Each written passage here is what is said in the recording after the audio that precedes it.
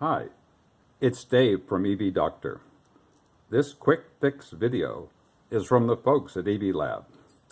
We are electronic engineers that have designed and analyzed thousands of charging circuits. We love to repair EV chargers and have a 95% success rate. Today's subject: what do you do when your charger and car say ready, but your EV won't charge?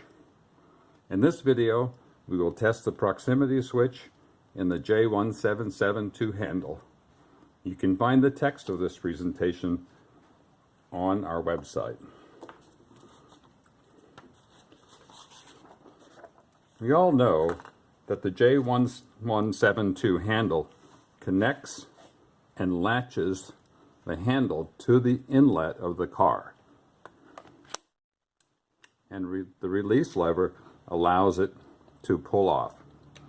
What most don't know is that there's a proximity switch in the handle that enables charging and prevents charging when you disconnect the handle. As soon as you open the latch, the current stops and you can disconnect without creating an arc.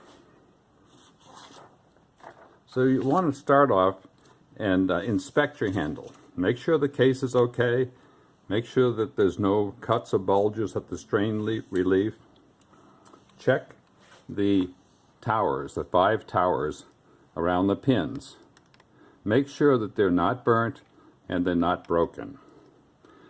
If pins overheat, these will be burnt. There's 5 pins. There's a ground, the main power pins, and 2 control pins. Also, make sure that your latch moves up and down easily, and that the little hook here, or I call it the beak sometimes, it is not damaged in any way. The proximity switch can have various areas of problems. The switch inside could simply be broken. The release gap may need adjustment, or the lever might just not be closing all the way when you push your handle into the car. So to test the proximity switch, you're going to need a digital voltmeter. You're going to locate pin 3 and pin 5.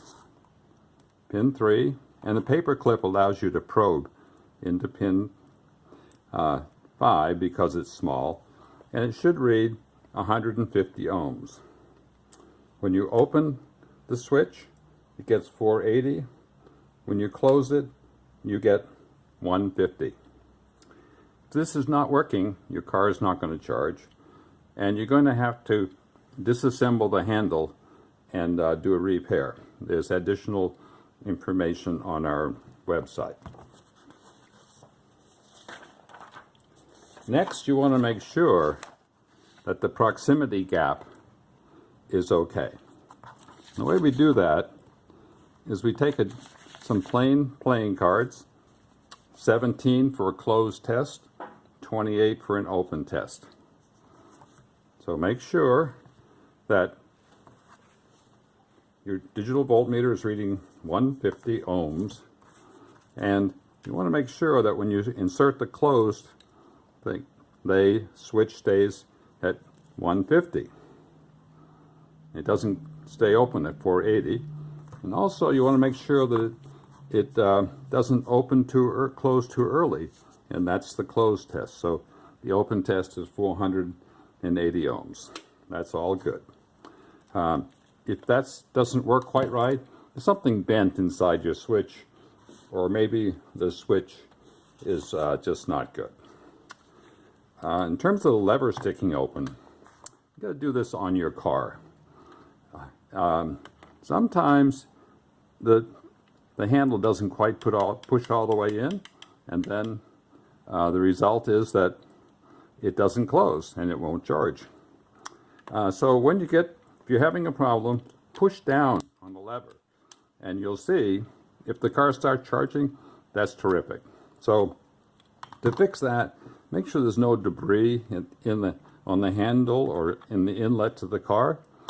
If you see some scuff marks on the ring here, you can file that off a little bit, see if there's anything else binding. So that's pretty straightforward. So in summary, we made 3 tests today: broken proximity switch, release gap adjustment, and stuck open lever. Did this fix your problem? If not, check our website.